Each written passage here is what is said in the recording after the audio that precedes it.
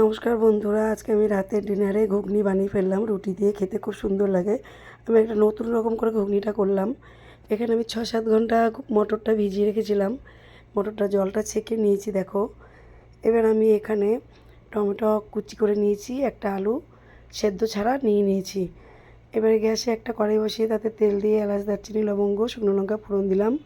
টমেটোটা দিয়ে নাড়াচাড়া করলাম, করে এবার আমি আদা বাটা, রসুন বাটা, জিরের গুঁড়ো, ধনের গুঁড়ো, হলুদ, লঙ্কার গুঁড়ো, স্বাদমতো লবণ দিয়ে একটু জল দিয়ে মশলাটা কষিয়ে নিলাম।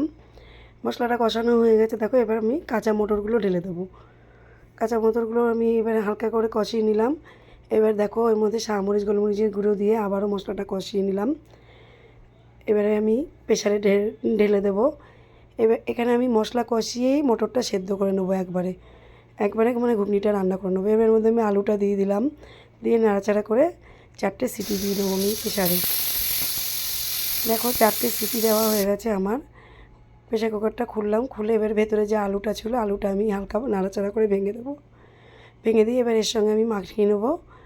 দেখো মাখানো হয়ে গেছে। এবার একটা বোলের মধ্যে আমি ধনেপাতা, পেঁয়াজ, বিট নুন দিয়ে আর এদিকে তেঁতুল জল দিয়ে ঘুগনিটা রেডি করে নিয়েছি। দেখো কত সুন্দর হয়েছে। তোমরা এরকম করে বানিয়ে